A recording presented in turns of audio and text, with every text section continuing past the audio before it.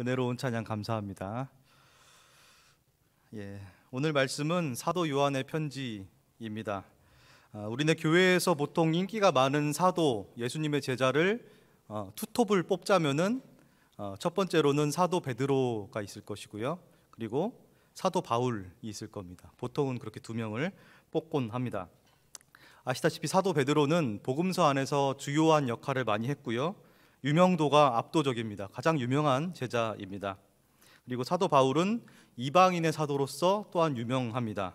선교 역사, 교회 역사에 있어서 사도 바울을 빼놓고는 성립이 안 될 정도로 대단한 영적인 거인이었습니다. 열정의 사도였죠. 사실 이 신약 성경을 놓고 구성만 놓고 볼 때 복음서와 사도행전을 제외하고 나서는 대부분이 서신서, 편지 형식이거든요. 그런데 이 서신서에는 크게 세 가지 분류를 할 수 있습니다. 첫 번째로는 제가 방금 말씀드린 그 사도 바울의 편지, 사도 바울의 편지가 가장 양이 많고요. 두 번째로는 베드로 전후서 혹은 야고보서 같이 공동서신 혹은 일반 서신이라고 부르는 성경이 있습니다. 예전에는 신학적으로 이 공동서신 안에 요한의 서신, 편지들을 같이 묶어두는 그런 경향이 있었습니다. 물론 이건 신학자마다 조금 다른 경향을 볼 수 있는데요. 이 복음서 안에서도 사실 그 마태, 마가, 누가 이 세 가지를 통틀어서 공관복음이라고 표현을 합니다. 공통된 관점으로 쓰여진 복음서라는 거죠. 그리고 요한복음, 네 번째 복음서인 요한복음은 조금 별개로 놓고 이 관점이 좀 다르네, 독특하네, 색다르네라고 표현하기도 합니다. 최근에는 이 요한복음과 요한서신, 요한 1, 2, 3서죠. 그리고 요한계시록까지 해서 요한문서로 묶는, 분류하는 그런 경향이 많이 나타납니다. 그도 그럴 것이 초기 교회가 형성될 때에 다양한 교리 논쟁들이 있었는데요. 일단은 크게 두 축이 있었습니다. 초대교회에 두 축이 있었는데 여러분께서 성경을 읽어보시면 분명하게 나옵니다. 사도 바울로 대표되는 헬라파 혹은 이방인들의 파가 있었고요. 그리고 베드로나 야고보, 그리고 야고보서를 쓴 예수님의 동생 야고보 같이 유대인들을 주축으로 한 히브리파가 있었습니다. 사도행전 6장에 보면은 이 두 파가 두 축이 되어서 약간의 갈등을 보였다라고 기록하고 있습니다. 그래서 어떻게 했죠? 갈등을 해결하기 위해서 7명의 집사님을 처음 세웁니다. 교회에서 처음 뽑는 거죠. 성경을 자세히 보면은 이 사도 바울의 서신과 일명 공동서신이 약간의 강조점이 다른 모습을 볼 수 있습니다. 이 공동서신은 히브리파 유대인의 색채가 가장 강한 그런 서신입니다. 물론 본질적인 부분에선 차이가 없습니다. 그러나 당시 헬라파와 히브리파의 두 축을 중심으로 신학적인 견해가 약간은 달랐다라고 볼 수 있습니다. 초대교회 당시엔 사실 뭔가 정립되어 있지 않았던 시대이기 때문에 뭔가 계속해서 만들어지는 과정 중에 있었다라고 볼 수 있죠. 여기서 하나님께서 참 오묘하신 게 이 두 축을 갈등으로 끝내지 않으십니다. 이 두 축이 통합되고 화합할 수 있는 그런 교집합을 만드십니다. 두 축이 만나는 지점을 만드셨던 겁니다. 이 두 축의 성격을 통합해서 만나는 그런 성격을 가지고 있는 신약 성경의 문서들이 바로 사도 요한의 문서들입니다. 아까 말씀드린 요한복음과 요한서신들, 그리고 요한계시록입니다. 사실 이 요한의 문서들은 분량 자체가 신약 성경에서 상당히 많습니다. 절대 무시할 수 없는 그런 부분들입니다. 초기 교회에서 여러 가지 신학적인 교리적인 논쟁들이 있으면서 우리에게 지금까지 전달이 됐는데요. 형성기에는 다양한 그런 분쟁이 있었습니다. 근데 이 분쟁이 해결될 때마다 결정적인 역할을 한 게 요한의 문서들이었습니다. 주로 그리스도론이라든지 성육신 교리라든지 성령론 등에서 교회의 일치를 위해서 주어진 말씀들이 바로 이 요한 문서들이었습니다. 이렇게 봤을 때 사도 요한이 상당히 중요했던 인물인 것은 분명합니다. 그렇죠? 다 동일하실 겁니다. 그런데 우리가 문제는 잘 알지 못한다는 거예요. 이 사도 요한에 대해서 우리가 잘 알지 못한다는 겁니다. 교회사적으로 봤을 때 사도 요한의 특이한 사건들이 좀 몇 가지가 나옵니다. 한 가지 흥미로운 점은 요한복음 21장 맨 마지막 장을 보면 예수님이 베드로를 향해서 유명한 말씀하십니다. 내가 나를 사랑하느냐? 3번 물어보시죠. 그리고 나서 굳이 베드로가 예수님께 되묻습니다. 그럼 쟤는요? 이렇게 되물어봅니다. 주님, 이 사람은 어떻게 되겠사옵니까? 이렇게 물어보자 예수님께서 내가 올 때까지 걔가 살아있어도 네가 뭔 상관인데 이렇게 말씀하십니다. 직접적으로 인용해 보자면 내가 올 때까지 그를 머무게 하고자 할지라도 내게 무슨 상관이냐. 그러자 제자들이 술렁거립니다. 쟤는 안 죽나 봐. 오해하는 거죠. 그 소리가 아니라 사실 너희는 상관하지 말고 너희 갈 길 가라, 이 뜻이었죠. 그런데 실제로 재밌게도 예수님의 사도들이 전부 다 순교했습니다. 근데 그 사도들 중에서 가장 오래 산 사도가 바로 이 사도 요한이었습니다. 성경을 보면은 사도 바울이 개척한 교회 중에서 소아시아의 7개 교회가 요한계시록에 보면 나오거든요. 제일 먼저 언급되는 교회가 에베소 교회입니다. 이 사도 요한이 반모섬이라는 곳에 갇혀 있을 때 작성한 것이 바로 요한계시록입니다. 이때 로마 황제가 도미티아누스였는데 사도 요한을 죽이려고 별짓을 다 했습니다. 독이든 잔, 독배를 주기도 하고요. 그리고 그게 안 되자 독을 마셨는데 안 죽었어요, 사도 요한이. 그러자 펄펄 끓는 기름솥에 튀겨 죽이려고 넣기도 했습니다. 그런데 결과적으로 사도 요한이 죽지 않았다라고 교회사에서 기록하고 있습니다. 안 죽는 거예요. 해도 안 죽으니까 결국엔 어쩔 수 없이 반모섬으로 유배를 보낸 겁니다.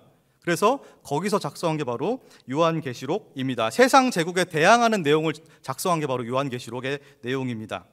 그러다가 이 도미티아누스 황제가 도리어 요한보다 먼저 죽게 됩니다. 그리고 그 황제가 죽고 나서 사도 요한은 방면 풀려나게 됩니다. 성경에 나오는 에베소 교회로 그 다음에 사도 요한이 행하는데요. 이 에베소 교회를 처음 개척한 게 바로 사도 바울이었습니다. 그 다음에 목회자로 두 번째로 온 목회자가 누굴까요? 그 유명한 디모데입니다. 에베소 교회의 2대 담임 목사님이 디모데입니다. 그리고 세 번째 3대 담임 목사님으로 오신 분이 누굴까요? 사도 요한입니다. 사도 요한이 에베소 교회, 우리 성경에서 보는 에베소 교회의 3대 목사님으로 목회를 하셨다라고 현대적인 관점으로 볼 수 있는 겁니다. 이 사도 요한은 다른 사도들이 전부 다 순교할 때 홀로 순교하지 않고 편안하게 에베소 교회에 사시다가 94세에 눈을 감으셨다, 자연사하셨다라고 기록하고 있습니다. 그래서 지금도 에베소 지역에는 성 요한의 무덤이 그곳에 있습니다. 유일하게 순교하지 않은 사도, 그리고 이 에베소에서 생을 아주 온전히 마감하면서 작성한 것이 바로 이 요한 1, 2, 3서입니다. 저희 오늘 말씀 본문이죠. 그러니까 쓰여진 순서상으로는 신약 성경의 가장 마지막이라고도 볼 수 있습니다. 여러 차례 죽을 고비를 넘겨서 그런지 모르겠는데 요한은 에베소 교회에 온 후로 자나깨나 계속해서 사랑만 강조했습니다. 사랑. 지나가는 사람 볼 때마다 이렇게 얘기했다고 해요. 이 교회사에 실제로 기록되어 있는 겁니다. 서로 사랑하라. 너 또 봤어. 서로 사랑하라. 또 서로 사랑하라. 계속 이 똑같은 얘기를 반복했다고요. 너무 반복적이니까 사람들이 좀 불만이 생겼나 봐요. 똑같은 소리만 하니까 한 번은 성도들이 불평했다고 합니다. 왜 이렇게 똑같은 소리만 하세요? 이렇게 불평했다고 합니다. 그러자 사도 요한이 이렇게 대답했다고 합니다. 사랑이야말로 그리스도 교회의 기초요. 사랑만 있으면 죄를 범하지 않는다. 아멘이시죠? 본질적인 부분입니다. 사랑하는 성도 여러분, 우리에게는 어느덧 이 사랑이란 단어가 너무 피상적으로 들리는 게 아닌가 반성적으로 한번 저 자신을 성찰해 봤습니다. 우리가 서로 사랑해야 한다는 그 말 너무 당연한 게 아닙니까? 당연하죠. 이 오늘 말씀은 상당히 유명한 말씀입니다. 하나님께서 사랑이시다라고 선포를 하는데요. 요한일서 4장 8절과 16절에 하나님께서 사랑이시다 이렇게 선포를 합니다. 단순히 하나님께서 사랑하신다가 아니라 하나님이 사랑이다 이렇게 선포합니다. 한 걸음 더 나가는 거죠. 이게 엄청난 차이입니다. 그냥 하나님께서 우리를 사랑하신다가 아니라 하나님 이꼬르는 하나님은 사랑이시다라고 선포합니다. 굉장히 충격적인 발언이에요. 왜냐하면 하나님이 사랑이시려면 그 역도 거꾸로 해도 성립이 돼야 되거든요. 하나님이 사랑이고 사랑이 하나님이셔야 돼요. 그렇죠? 물론 이 사랑, 여기서 사랑은 인간적인 사랑, 쾌락적인 사랑이 아니라 육신적인 사랑이 아니라 하나님의 신적인 온전한 사랑일 때 하나님이 사랑이시고 사랑이 하나님이 되시는 것입니다. 우리가 흔히 하나님의 사랑을 사랑에 우리가 하나님으로 우리가 고백을 하거든요. 그런데 이 말씀에서 요한의 그 선포가 성립되려면 이 양쪽이 다 성립이 돼야 된다는 게 사실 그때 당시에는 상당히 충격으로 다가왔을 것입니다. 그렇게 봤을 때 우리가 믿는 하나님의 가장 기본적인 성격, 속성은 바로 사랑이라고 할 수 있습니다. 우리가 그것을 알 수 있는 거죠. 한 가지 우리가 하나님의 속성에 대해서 가장 교리적으로 잘 알 수 있는 것이 바로 이 사랑입니다. 자, 여러분들 졸리시지 않게 이 밤에 한 가지 질문해 드리겠습니다. 하나님께서는 고정불변하시는 분이십니까? 네, 뭐 끄떡끄떡 하시기도 하고, 뭐 제 의도가 뭔지 약간 좀 파악하시려는 분도 계시죠? 정답은 그렇기도 하고 아니기도 하다는 겁니다. 이게 참 알쏭달쏭한 부분인데, 우리가 흔히 하나님을 너무 딱딱하게만 이해하는 것 같아요. 제가 예를 들어 설명을 좀 몇 가지 해드리겠습니다. 창세기 18장에 보면은 하나님이 소돔과 고모라를 그 죄악상을 보시고 심판하려고 하십니다. 그때 누가 등장하죠? 구원투수로 아브라함이 등장합니다. 왜냐하면은 그 소돔의 지방에서는 조카 롯이 있었기 때문이죠. 일종의 하나님과 거래를 합니다. 아실 겁니다. 처음에 이르되 주께서 의인을 악인과 함께 멸하려 하시나이까? 하나님, 거기 분명히 의인이 있습니다. 근데 벌하실 거예요? 심판하실 거예요? 라고 얘기합니다. 그러자 하나님께서는 자비를 베푸십니다. 양보하시는 거죠. 의인 50명이 있으면 내가 용서하리라, 이렇게 말씀하십니다. 근데 아브라함이 좀 불안했나 봐요. 45명, 40명, 30명, 20명, 10명까지 줄여갑니다. 하나님께서 뜻을 굽히시고 마음을 돌이키신 성경이라고, 그 구절이라고 말할 수 있습니다. 이런 예도 또 있습니다. 유다에 유명한 왕이 있었습니다. 히스기야라는 왕이 있었죠. 다른 왕에 비해서 다소 훌륭한 왕이었습니다. 이런저런 일들을 하다가 히스기야가 죽을 병, 불치병에 걸렸습니다. 열왕기하 20장, 역대하 32장, 이사야 38장에 동일하게 나오는 내용입니다. 그때 히스기야가 어떻게 하죠? 간절히 기도합니다. 벽을 보고 면벽 기도합니다. 눈물을 흘리면서 통곡하면서 기도를 합니다. 그러자 하나님께서 히스기야의 수명을 15년 연장시켜 주십니다. 놀라운 일이죠. 기적이 일어난 겁니다. 하나님께서 기도를 들으시고 뜻을 바꾸신 겁니다. 정해진 수명 연장해 주신 겁니다. 여러분께 다시 묻겠습니다. 하나님은 절대 뜻이 변화하지 않으시고 고정불변이십니까? 반만 맞는 거예요. 반만 맞는 거. 예. 생각해 보세요. 하나님께서 우리 기도를 안 들어주시고 계속 일관적으로 우리의 기도나 그 모든 호소는 무시하신다면 우리가 기도를 왜 합니까? 이 밤에 우리 기도 왜 하죠? 하나님께서 우리 기도를 모른 척하는 분이 아니세요. 들어주십니다. 응답하십니다. 무조건 응답하십니다. 그래서 고정불변이라는 단어를 쓸 때 고정은 틀린 겁니다. 근데 불변하시긴 합니다. 이거를 교리적으로 표현할 때 제가 정확하게 정리해 드리겠습니다.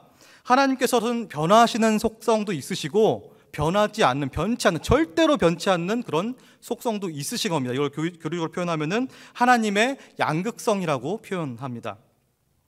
양쪽 측면이 다 있다는 건데요. 하나님께서는, 우리가 믿는 하나님은 마치 화석처럼 고정되어 있는 고체적인 분이 아니시라 때로는 우리의 기도를 통해서 역사하시고 뜻을 변화시키기도 하는 그런 분이시다라는 겁니다. 놀랍도록 역동적으로 역사하시는 분이고 우리가 살아계시는 하나님이라고 고백하는 그 하나님이십니다.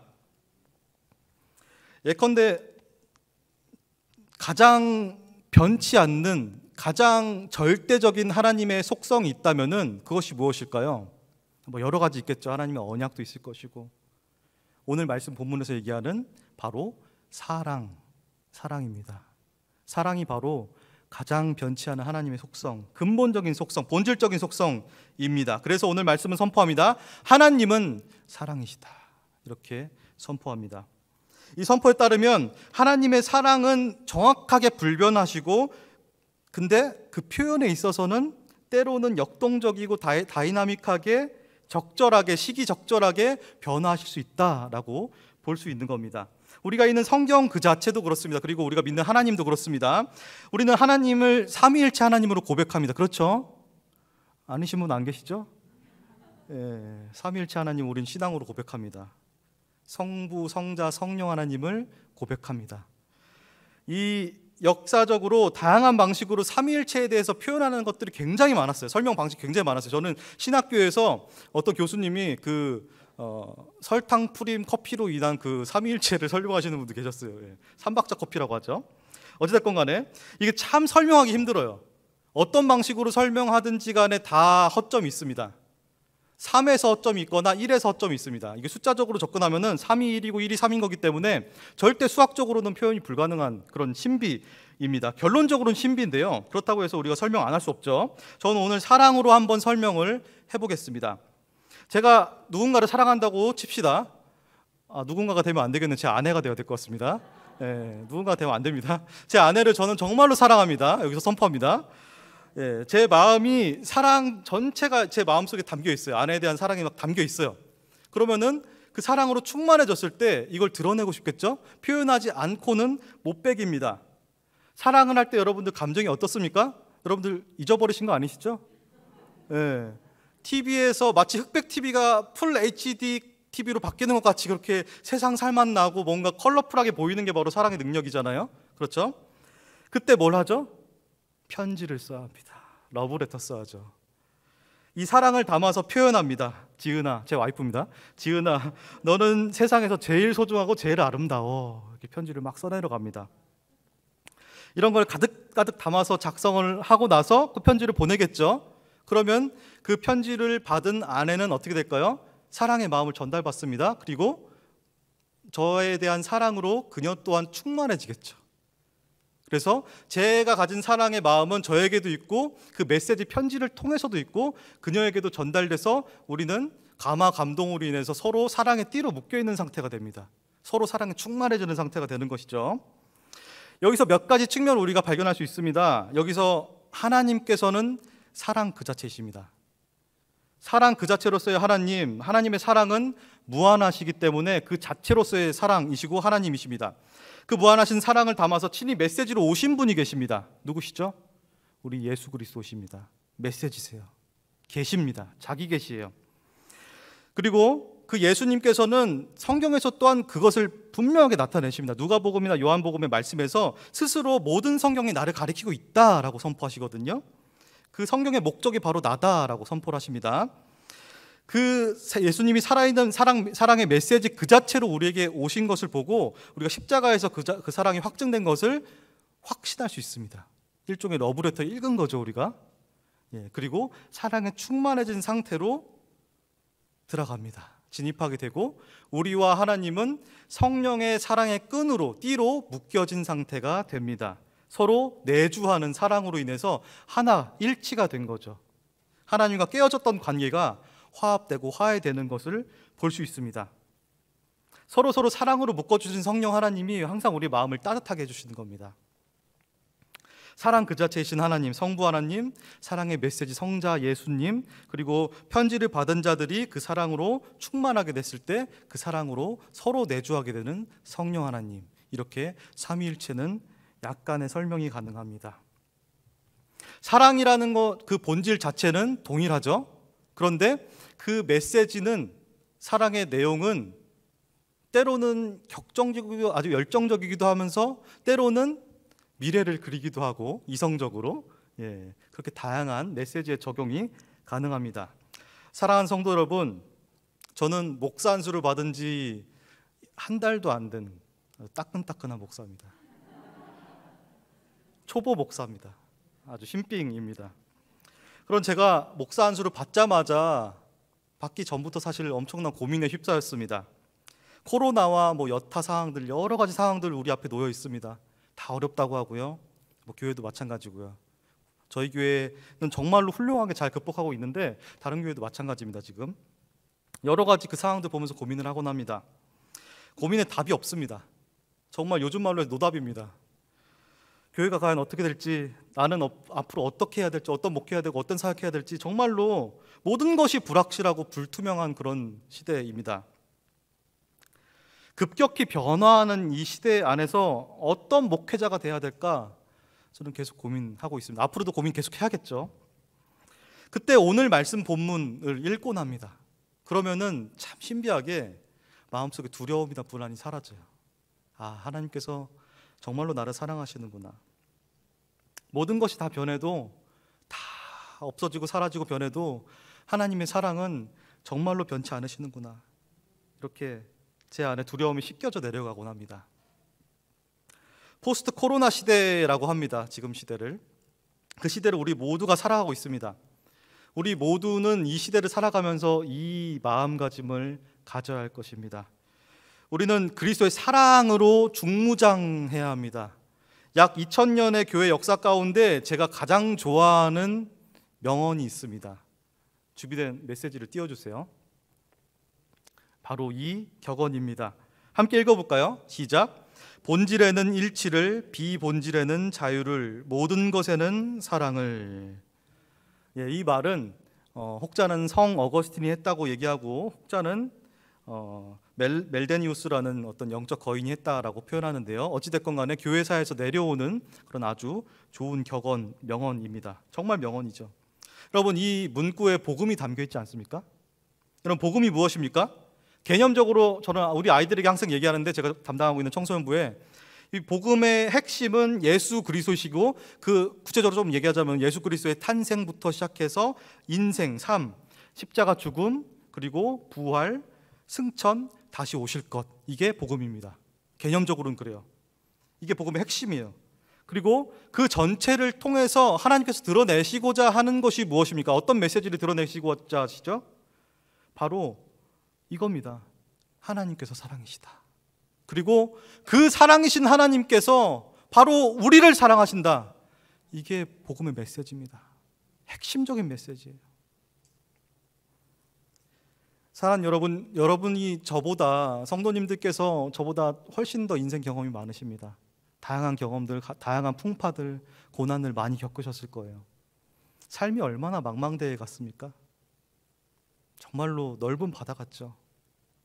그 위에서 우리는 표류하고 있는 인생이 될 수도 있습니다.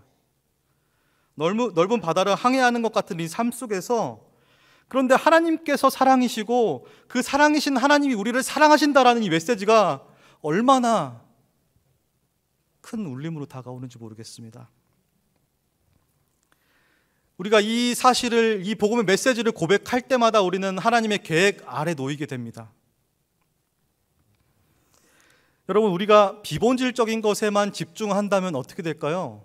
우리 교회 내에는 불협화음들이 생길 겁니다. 우리의 삶 안에도 계속해서 불협화음들이 생길 겁니다. 비본질은 항상 그런 역할을 해요. 우리를 갈라놓으려고 하고, 우리를 싸움을 붙이고, 너가 그랬어, 네가 그랬어, 이렇게 분열시킵니다. 하지만 본질적인 거에 우리가 일치한다면 어떻게 될까요? 우리는 함께 협주곡을 연주할 수 있고 변주곡을 노래할 수 있습니다. 그리고 그때 사랑의 변주곡을 연주할 때 우리 교회가 더욱더 아름답고 풍성해질 것을 저는 믿습니다. 사랑하는 성도 여러분, 우리의 삶이 진정으로 본질에는 일치를, 비본질적인 것에는 자유를, 그리고 모든 것에 사랑을 더할 수 있는 그런 삶이 되길 간절히 주님의 이름으로 축원합니다.